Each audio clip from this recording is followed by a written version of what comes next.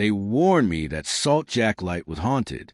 What they didn't tell me was that some ghosts are worth more than the living ever imagined. You know that moment when life hands you a curveball so twisted it makes you question everything you thought you knew about fairness? Well, mine came wrapped in legal papers and sealed with my dad's final joke from beyond the grave. The lawyer's office smelled like old leather and disappointment.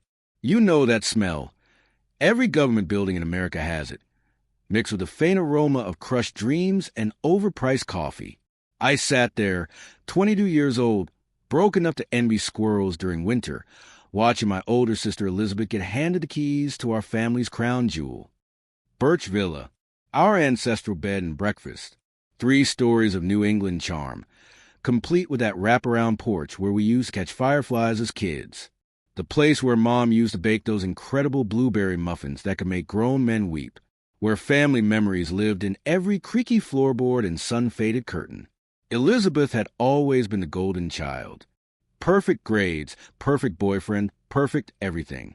She didn't even fake surprise when the notary handed her the deed. That told me everything I needed to know about how much input she'd had in Dad's final decisions. And me? Well, I got the consolation prize that nobody wanted. Salt Jack Light. The lawyer announced with all the enthusiasm of someone reading a grocery list. Located on an uninhabited island approximately 2 miles offshore. The property comes with notation. Residual property for disposal, meaning your father classified it as a non-retained asset to be liquidated. The words hit me like a slap from a wet fish. An abandoned lighthouse on a rock in the middle of nowhere. Thanks, Dad. Really feeling the love here. The wind outside the lawyer's office seemed to howl in sympathy, or maybe it was just laughing at the cosmic joke that had become my inheritance. While Elizabeth got the family business that practically ran itself, I got a crumbling tower that hadn't guided ships safely to shore since the Carter years. This wasn't some random twist of fate. This was orchestrated. But standing there, holding those rusty keys, I made myself a promise. Whatever Dad's reasons were, I'd figure them out. 3 weeks later, I found myself standing on a dock at dawn, negotiating with a grizzled fisherman named Pete who looked like he'd been carved from driftwood and seasoned with salt spray. "You sure about this, kid?" Pete asked, his weather hands working the boat's lines with practiced ease. Salt Jack ain't no place of living. Nothing out there but wind, waves, and old salty Jack's ghost. I shoulder my duffel bag, try and project confidence I didn't feel. Ghost stories don't pay the bills, Pete. He shrugged and fired up the engine. "Your funeral, son. Just remember, I ain't coming back for you till next week, storm or no storm." He spat tobacco juice into the churning water. "And if you hear knocking and it ain't the wind, don't answer. Some doors ain't meant to open." The boat ride felt like crossing the river Styx, except Sharon was a Maine fisherman who chewed tobacco and occasionally spat over the side. The mainland shrank behind us until it was just a hazy line on the horizon. Ahead, Salt Jack Light grew larger with each wave we crested. The lighthouse stood like a monument of loneliness, its white-painted sides weathered and streaked with rust stains that looked like tears. The attached keeper's quarters hunched beside it, looking about as inviting as a funeral parlor. Rocky shores surrounded the small island, sharp enough to gut any boat foolish enough to venture too close without local knowledge. When Pete's boat disappeared into morning mist, the silence hit me like a physical thing. No traffic, no neighbors, no civilization. Just me, the lighthouse, and whatever secrets they held together. The key Dad's lawyer had given me worked, though the door fought me every inch of the way. Inside, the keeper's quarters were a time capsule from about 1987. Faded floral wallpaper, a wood-burning stove that looked like it had seen better decades, and furniture that creaked if you looked at it wrong. But it was mine, all mine. I spent the first day trying to get the basics working. The generator was older than disco, but still had some life in it. The plumbing worked, sort of. The place felt like it was holding its breath, waiting for something to happen. That first night, I sat in what used to be the keeper's main room, trying to get a kerosene lantern going. The wind outside sounded like a pack of wolves with separation anxiety, howling and moaning around every corner of the building. Then I saw it, a bright, pulsing yellow light from the lighthouse tower above me. Impossible! since the actual lighthouse beacon hadn't worked in decades, and I sure hadn't fixed it. My heart dropped into my stomach like a stone into deep water. I'm not a superstitious guy. I believe in things I can touch, measure, and explain. But standing there, watching that light pulse with a rhythm all its own, my rational mind took a coffee break. The wind picked up, rattling the windows like skeleton fingers tapping for attention. Through the howling, I caught something else, a sound that made the hair on my arm stand up. Footsteps, slow, deliberate, echoing from somewhere above me in the tower. But it was the smell that really got to me, mixed in with the salt air and the musty scent of old wood. There was something else, something sweet and bitter at the same time, like aged oak barrels filled with liquid gold. It reminded me of my grandfather's study after he'd been sampling his private collection of bourbon. The smell seemed to be coming from below, seeping up to the floorboards like memories trying to escape. Now, any sensible person would have barricaded themselves in the bedroom and waited for daylight. But curiosity killed the cat, and apparently I was part feline. I grabbed my lantern and headed for the basement door. Maybe the ocean winds had shifted something in the foundation over the decades, or the old waterproofing had finally given up the ghost. Something had definitely opened up down there. The stairs creaked like they were announcing my arrival to whatever waited below. Each step seemed to make that mysterious aroma stronger. Oak, vanilla, caramel, and something indefinably expensive. The basement was your typical New England stone foundation, all rough walls and cobwebs. But that smell was definitely stronger down here, and it seemed to be concentrated near the far wall, where some old wooden planks covered what looked like a section of dirt floor. My lantern light danced across the planks as I knelt down for a closer look. They were loose, really loose, like someone had moved them recently. Or maybe the coastal weather had finally given up the fight against whatever was underneath. When I pried up the first board, my breath caught in my throat. Buried beneath decades of dust and dirt was a wooden crate. Not just any crate. This thing was built like Fort Knox, with brass corners and heavy iron hinges. Through the grime and spider webs, I could make out faded lettering burned into wood. SWY 1920. SW, Stitzel Weller. The holy grail of American whiskey distilleries. 1920, the year before Prohibition turned America into a nation of criminals and speakeasy customers. This wasn't just old whiskey. This was pre-Prohibition whiskey, the stuff collectors would sell their children to get their hands on. My hands shook as I worked the latches open. Inside, nestling with shavings like precious eggs, were 12 bottles of what looked like liquid history. The glass was thick, substantial. They don't make them like this anymore. The liquid inside caught my lantern light and seemed to glow with an inner fire. Governor's Rye, I whispered to myself, reading the faded label. This was the stuff of legend, the whiskey that supposedly made grown men weep with joy and collectors empty their bank accounts. As I sat there in that basement, holding what might be my ticket out of poverty, a thought started forming in my mind. That strange light upstairs, the mysterious footsteps, the smell of aged spirits that seemed to permeate the entire lighthouse. What if the ghost of Salt Jack Light wasn't some tortured soul wandering the earth? What if it was something far more practical and far more valuable? The wind outside picked up, and somewhere above me, I heard those footsteps again. Slow, purposeful, like someone pacing back and forth in the lighthouse tower. But now, instead of fear, I felt something else entirely. Anticipation. I carefully placed the bottle back in its wooden cradle and closed the crate. Whatever was happening here, it was bigger than just one box of antique whiskey. The scent was too rich, too persistent to come from just 12 bottles. And the light, impossible, deliberate, seemed to be connected to something I was only beginning to understand. My dad had left me this lighthouse for a reason. Maybe he didn't know what that reason was. But standing there in that basement, surrounded by the ghosts of America's drinking past, I started to believe that sometimes the best gifts come disguised as the worst luck. The footsteps overhead stopped abruptly, as if whatever was up there had heard my thoughts. In the sudden silence, I could hear my own heartbeat echoing off the stone walls. I climbed back upstairs, my mind racing with possibilities. That light in the tower was still pulsing, and the smell of aged spirits seemed to follow me like a faithful dog. Whatever secret Salt Jack Light was hiding, I had a feeling I'd just scratched the surface. As I settled into the keeper's quarters of night, one bottle of priceless whiskey heavier than when I'd arrived, I couldn't shake the feeling that my real inheritance wasn't the lighthouse itself. It was whatever that lighthouse was guarding. And if my suspicions were right, if this wasn't about ghosts and spirits, but about a very different kind of spirit altogether, then my father's final joke might turn out to be the best punchline of all.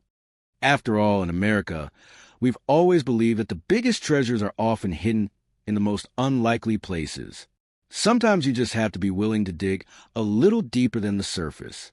The light in the tower pulsed one final time, as if agreeing with me, then faded into darkness. But as the pulse died, I knew two things. I wasn't alone here, and this place didn't want to be forgotten. Not yet. That first night didn't give me much sleep. Every time I closed my eyes, I saw those 12 bottles gleaming in my lantern light, and my brain kept doing math that didn't make sense to the guy who'd been counting pennies just days before. By dawn, I'd made a decision that would either save my life or end it spectacularly. I needed to know if I was sitting on a gold mine or a powder keg. The Coast Guard station in Bar Harbor probably gets some weird calls, but I'm betting mine ranked pretty high on their what the hell list. How exactly do you explain that your inherited lighthouse smells like a distillery and glows like a Christmas tree without sounding like you've been sampling your own merchandise? Coast Guard Station, Bar Harbor. This is Petty Officer Martinez. Yeah, hi. I need someone to check my lighthouse for dangerous gases. Long pause. Sir, are you reporting a gas leak? Not exactly. More like alcohol vapors and some unexplained lighting phenomena. Another pause, longer this time. Sir, have you been drinking this morning? After I faxed them the state inspection report from the 70s and a few photos of the glowing walls, they agreed to send someone out. Apparently, nobody had officially inspected Salt Jack Light since 1986, which made my call less crazy and more overdue. 3 hours later, a Coast Guard cutter pulled up to my little slice of paradise, and out stepped the kind of guy who looked like he wrestled hurricanes for fun. Bob Kowalski, engineer, built like a linebacker who discovered protein shakes and never looked back. So you're the guy with a haunted lighthouse, Bob said, hefting a metal case that looked serious enough to disarm nuclear weapons. Let me guess, mysterious lights, strange sounds, and the overwhelming urge to tell ghost stories on social media? I liked him immediately. No nonsense, but with that particular brand of Maine sarcasm that cuts through nonsense like a chainsaw through butter. Something like that. But I think our ghost might be more flammable than supernatural. Bob's eyebrows climbed toward his hairline as we descended into the basement. The smell hit him immediately. That rich, complex aroma of aged spirits that had been my constant companion since yesterday. Well, I'll be damned, he muttered, pulling out what looked like a fancy electronic nose. You weren't kidding about the alcohol vapors. The device started beeping, then chirping, then making sounds that definitely fell into the oh crap category. 2% ethanol vapor concentration, Bob announced, his voice taking on that professional tone that emergency responders use when they're trying not to panic civilians. Kid, you're basically living inside a giant cocktail that's one spark away from turning this island into the 4th of July finale. He gestured around the basement like he was conducting an orchestra of doom. Your ghost could throw a fireworks show that would make the Boston Harbor celebration look like a birthday candle. That should have scared me. Should have sent me running for Pete's boat and the safety of the mainland. Instead, I felt that familiar tingle that every American entrepreneur recognizes, the moment when a problem reveals itself as an opportunity wearing a disguise. So what's causing it? I asked, though I was pretty sure I already knew. Bob's instruments led us to that loose section of floorboards where I'd found my first treasure. He knelt down, running his hands along the edges like a detective examining a crime scene. Storm damage, most likely. The concrete foundation has been shifting for decades, but recent weather probably cracked something open that's been sealed since. He paused, doing mental math. Since this place was built, you got anything down here that might be leaking alcohol? I pointed to the wooden crate I'd discovered the night before. Bob's expression went from professional concern to that particular look Americans get when they realize they've stumbled onto something historically significant. Stitzel Weller, 1920, he read aloud.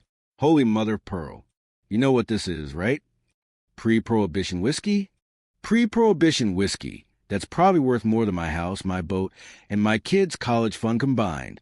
And if there's one crate, he gestured to the loose floorboards around us.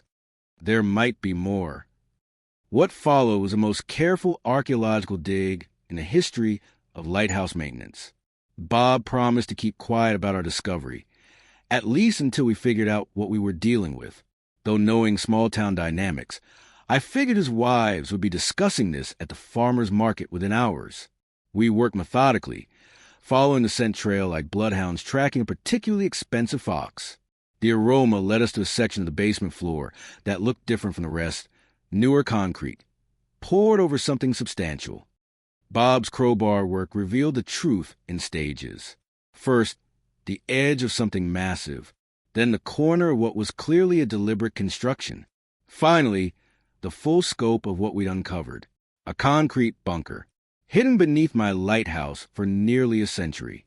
And inside that bunker, stacked 3 levels high like the world's most valuable game of Tetris, were 120 wooden crates, 120 cases of pre-Prohibition whiskey, each containing 12 bottles of liquid American history. I did the math while Bob stood there with his mouth hanging open like he just discovered King Tut's tomb filled with bourbon instead of gold. 1,440 bottles. If each one was worth what that first crate suggested, we weren't talking about paying off my student loans anymore. We were talking about generational wealth. For now, it was mine, until the feds or a long-lost uncle showed up with paperwork. "This is insane," Bob whispered, pulling out his phone to document everything. His hand shook slightly as he started taking photos, carefully cataloging each crate with the methodical precision of someone who understood that evidence mattered. "You getting this?" he asked his phone. Live from Salt Jack Light, where we just discovered what might be the largest untouched Prohibition-era whiskey cache in American history. I watched the viewer count on his live stream climb like a rocket. 60,000 people, watching us uncover a treasure that had been hiding beneath their noses for generations. The comments were flowing like water. "This has to be fake. That's worth millions. This belongs in a museum. Please don't let them auction this. It's our history. I teach American history, and this just made my curriculum. Call the FBI. Call my dad. He won't believe this." My 15 minutes of fame were started with the smell of old whiskey and the sound of Bob's incredulous commentary. "Folks, I've been doing marine engineering for 23 years, and I can tell you, this is the real deal. We're looking at original Stitzel Weller cases, probably hidden here during the early days of Prohibition, when smugglers were using every lighthouse and cove along the Maine coast. The historical pieces were falling into place. This lighthouse wasn't just abandoned. It was a way station, a hiding place for liquid contraband that had somehow been forgotten by everyone except time itself. But our archaeological euphoria was interrupted by the same phenomenon that had brought us together in the first place. One of my carbide lamps, positioned near the bunker entrance, suddenly started hissing like an angry cat. The air around it shimmered. Heat waves in a basement that should have been cool as a cave. Then came the footsteps overhead. Slow, deliberate, exactly like the night before. Bob froze, his phone still recording. "You hearing that?" Before I could answer, the basement filled with a brilliant blue flash. Not electric. Something organic, alive, beautiful, and terrifying at the same time. The smell of caramel and oak exploded around us. So rich and intense, it was almost edible. The old-timer I called in for authentication, Mr. O'Malley from Boston, had arrived just in time for the show. O'Malley was everything you'd expect from a whiskey collector who'd spent 40 years chasing liquid legends. Silver hair, expensive clothes that somehow looked comfortable, and eyes that could appraise a bottle's worth from across a crowded room. He'd come skeptical and left a believer. Pre-Prohibition rye, untouched by time or taxation, he breathed, handling one of the bottles like it was made of crystallized dreams. "This isn't just whiskey, son. This is American heritage in glass." His hands trembled as he examined the bottle, checking the seal, the color, the way the liquid moved when he tilted it toward the light. Professional whiskey appraisers don't usually get emotional, but I watched 40 years of expertise crash into the discovery of a lifetime. Conservative estimate, $14,000 per bottle, maybe more at auction, for the whole collection. He paused, calculating figures that made my head spin. We're talking about enough money to buy a small town. That's when our ghost decided to make another appearance. The blue flash came without warning, illuminating the entire bunker like lightning trapped in a bottle. The carbide lamp near the entrance flared bright enough to leave spots in my vision, and the smell of aged spirits became so intense I could taste it. O'Malley jumped back like he'd been slapped. One spark, and we'll turn this island into the world's most expensive fireworks display. Bob was grinning like a kid who'd just discovered his backyard was built on a candy factory. That's your ghost right there, Henry. He's not supernatural.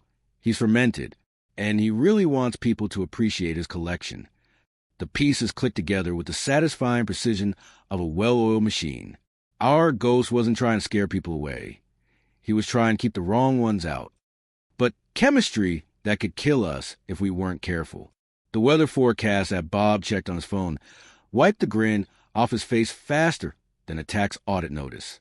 Storm warnings. Big ones. The kind that turned Lighthouse keeping from romantic to life-threatening in the span of a few hours.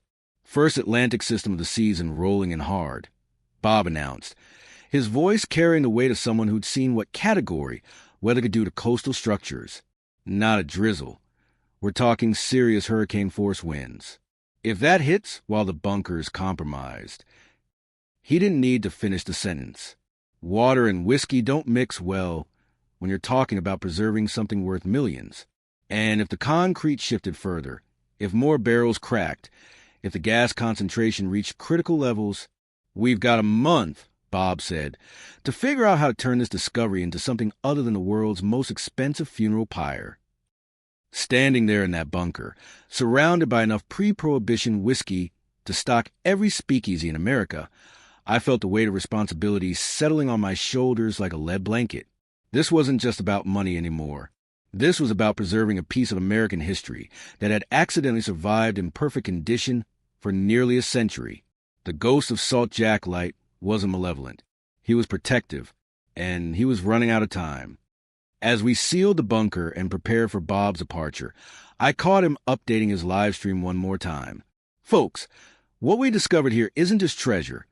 It's a time capsule from an era when America went temporarily insane and banned the one thing that had gotten us through every crisis since the Mayflower landed. This whiskey survived Prohibition, the Depression, 2 world wars, and the rise of social media. It deserves better than drowning in a storm. The viewer count had hit 200,000. Comments were pouring in from historians, collectors, and conspiracy theorists. My Lighthouse had gone from family embarrassment to internet sensation in the span of a single afternoon. But fame, as I was about to learn, brings its own kind of storms. And some of those storms are more dangerous than anything Mother Nature can throw at a lighthouse. As Bob's boat disappeared into the evening mist, I stood on my rocky shore with the weight of a secret that was already spreading across the internet like wildfire. I figured a lawyer would come knocking eventually. But until then, possession was 9/10 of the law. The storm on the horizon wasn't just meteorological. It was legal, financial, and familial. The real adventure was just beginning. And somewhere above me in the lighthouse tower, the ghost of Salt Jack Light pulsed one more time, as it reminded me that some treasures are worth fighting for, even if that fight might kill you. The moment Bob's boat disappeared into the evening mist, I was already dialing a number I hadn't called in years. Will Hartley, the craftiest maritime lawyer this side of Boston Harbor, and the only man I trusted to navigate the legal waters that were about to get very choppy indeed. Henry Brown. Will's gravelly voice crackled through my ancient landline.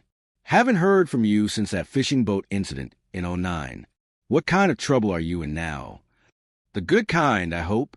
Well, I need you to file something called a historic salvage petition. Long pause, then laughter that sounded like sandpaper on driftwood. Kid, those are for sunken Spanish galleons and Confederate gold, not lighthouse maintenance. What exactly did you find out there? When I sent him the photos Bob had taken, the laughter stopped abruptly. Within an hour, what was on a Coast Guard cutter heading my way with a briefcase full of maritime law and the hungry expression of a shark who just caught the scent of blood in the water. Well, explain it to me like this. Under Admiralty law, my discovery qualified as abandoned property on federal maritime territory that had been transferred to private ownership. The whiskey had been hidden for nearly a century without any legal claim, making it legally derelict cargo subject to salvage rights. You've got 14 days until the court hearing, Will said, adjusting his wire-rimmed glasses as he examined the crates.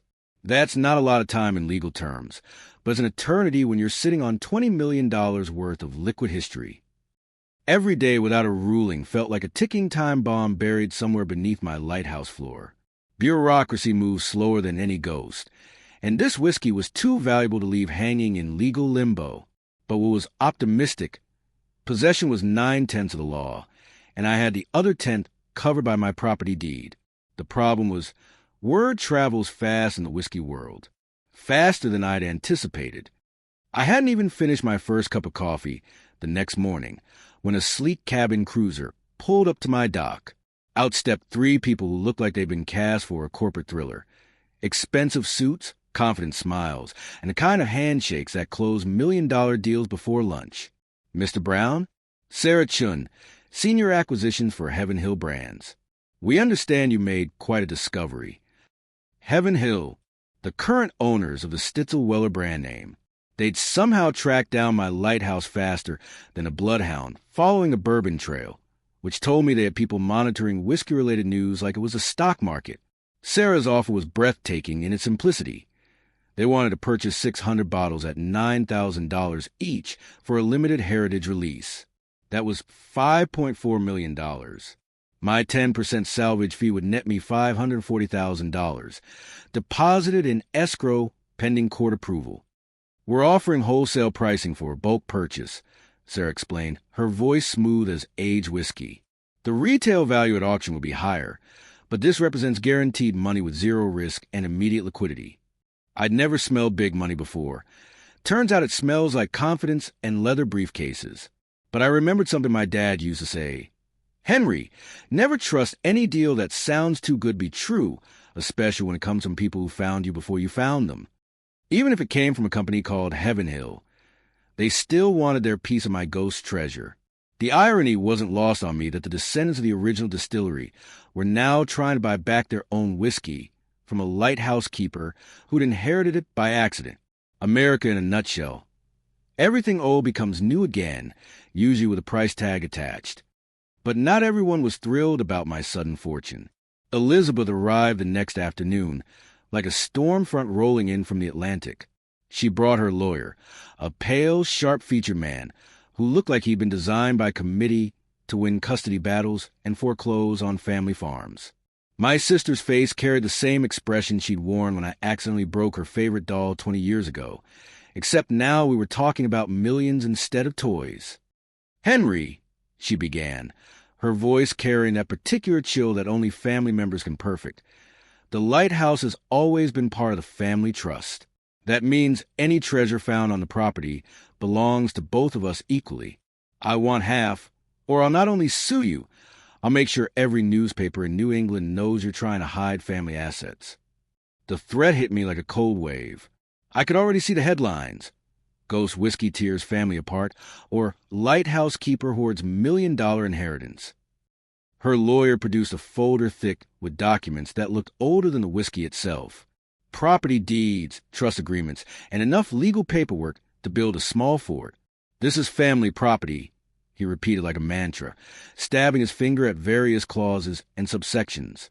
Any assets discovered on family property are subject to equal distribution among beneficiaries. The conflict wasn't just about money.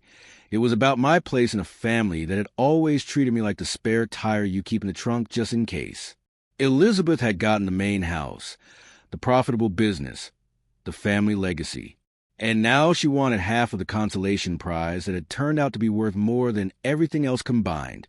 But legal battles take time, and time was something I was rapidly running out of. While my family was sharpening their legal knives, the outside world was going absolutely crazy over the story. The CNN Coast report titled Haunted Booze, Maine Lighthouse Yields Prohibition-Era Treasure, racked up 3 million views in 24 hours. My social media accounts exploded overnight. I went from having 12 followers, mostly spam bots, to 60,000 people hanging on every update about Salt Jack Light and its mysterious guardian. I launched a Patreon account called Salt Jack Whiskey Tales and watched in amazement as monthly subscriptions climbed to $15,000. People wanted behind-the-scenes content, historical research, and live streams from the Lighthouse.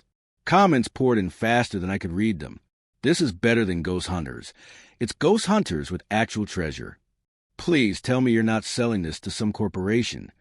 My grandfather smuggled whiskey during Prohibition. This is our history. The attention was intoxicating, but it came with a price. Every reporter, treasure hunter, and get-rich-quick schemer on the East Coast suddenly knew my name and approximate net worth. I was transforming from family disappointment to interesting individual at the speed of viral internet fame. Money has a funny way of changing how people see you. Suddenly, my eccentric choice to live on a haunted lighthouse looked less like failure and more like visionary real estate investment. But the media attention brought something unexpected, historical context that changed everything I thought I knew about Salt Jack Light. During a live CNN interview, the reporter mentioned something that made my blood run cold. Local maritime records suggest that Jack Murphy, the lighthouse keeper found hanged in 1932, may not have committed suicide. Coast Guard archives show a smuggling vessel was intercepted in the bay that same week. Coincidence? Mr. Brown declined to comment, but there it was. My ghost wasn't a tortured soul who'd taken his own life. He was potentially a murder victim, killed to protect the same treasure I discovered 90 years later. Jack Murphy had been guarding empty rooms and faded memories. He'd been protecting nearly $20 million worth of American heritage, and someone had killed him for it. The revelation reframed everything. Every mysterious light, every footstep, every moment when the lighthouse felt alive with presence. It wasn't supernatural activity. It was the echo of a man who died protecting something he believed was worth preserving. And now that responsibility had fallen to me. The court hearing was scheduled for 10 days away. Heaven Hill's contract offer had an expiration date that coincided suspiciously with that same timeline. Elizabeth's legal team was preparing their assault on my ownership claims. The storm that Bob had warned about was still building strength in the Atlantic.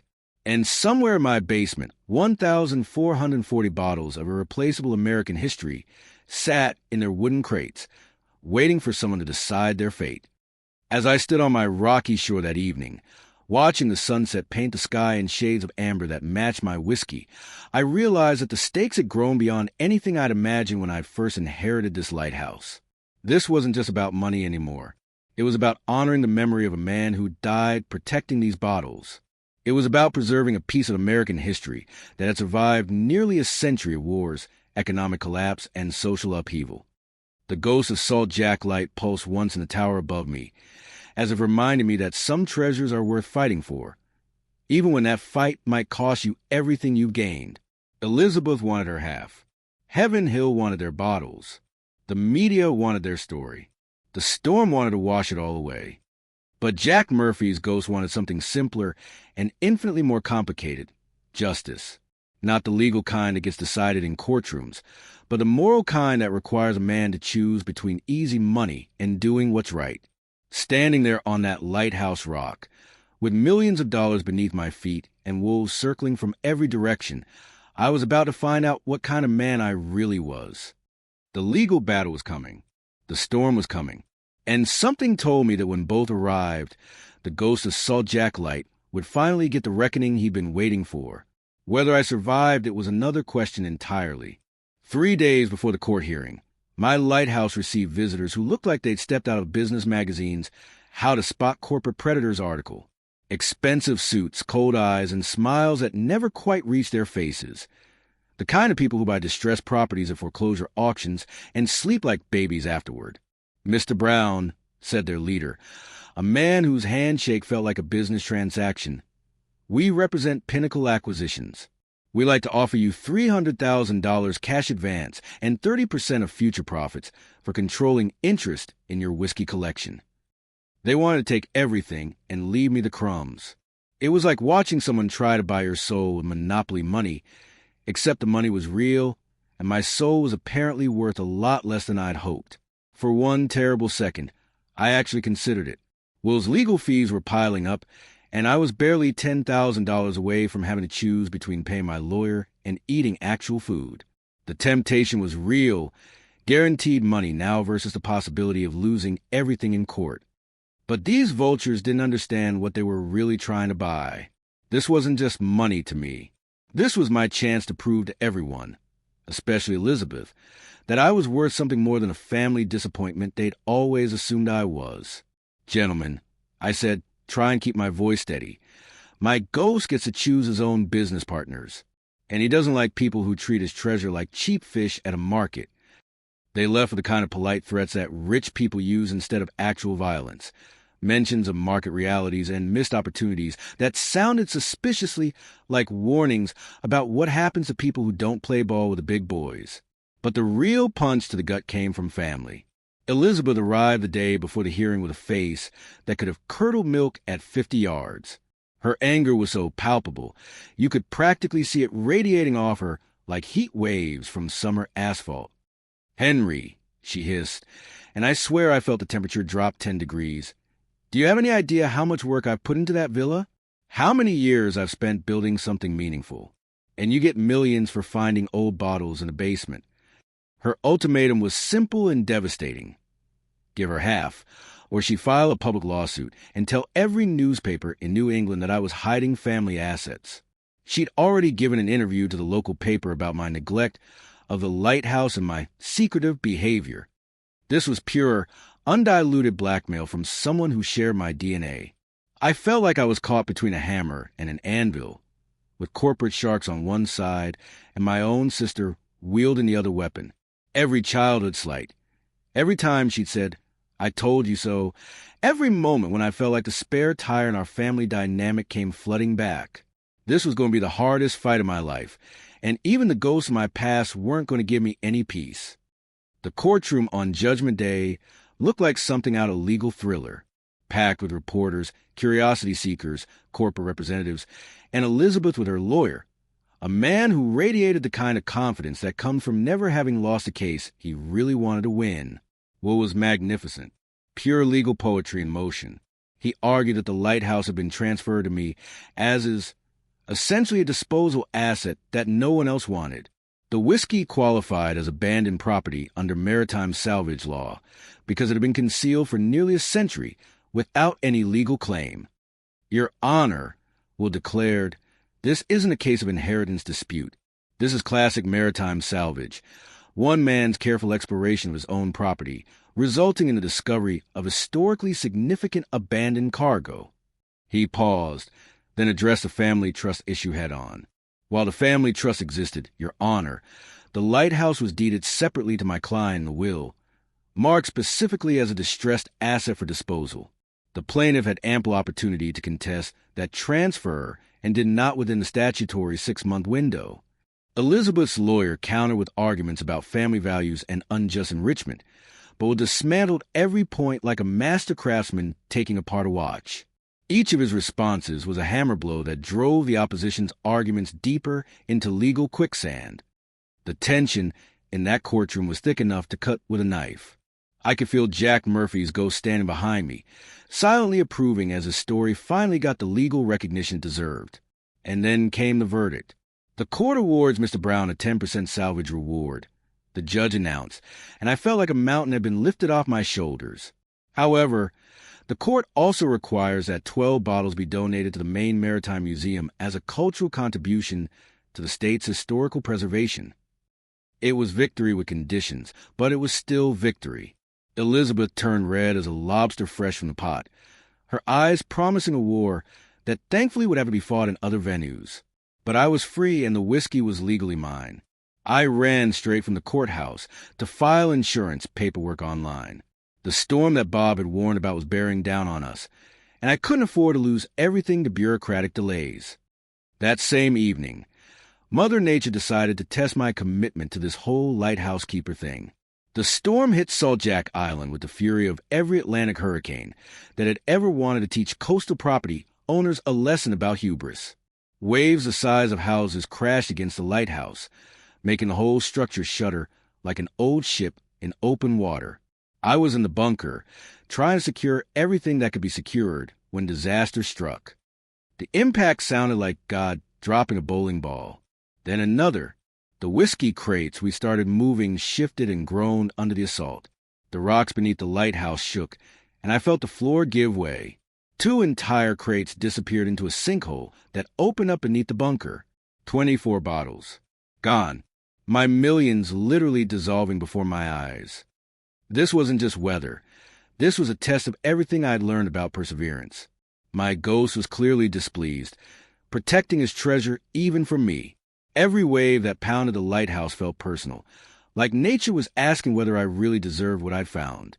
The rope that had supposedly hanged Jack Murphy was probably connected to this exact hiding place. He hadn't given up, and neither would I. When the storm finally exhausted itself, I surveyed the damage with the kind of sick feeling you get when checking your bank account after a Vegas weekend. The hole in the bunker was big enough to swallow another level of crates if we weren't careful. We had 48 hours until the first auction. This storm had been the final test, and my pulse was racing faster than a hummingbird wings. Would I be able to say what remained? That was $1 million question, literally. But sometimes the best treasures come from the worst disasters.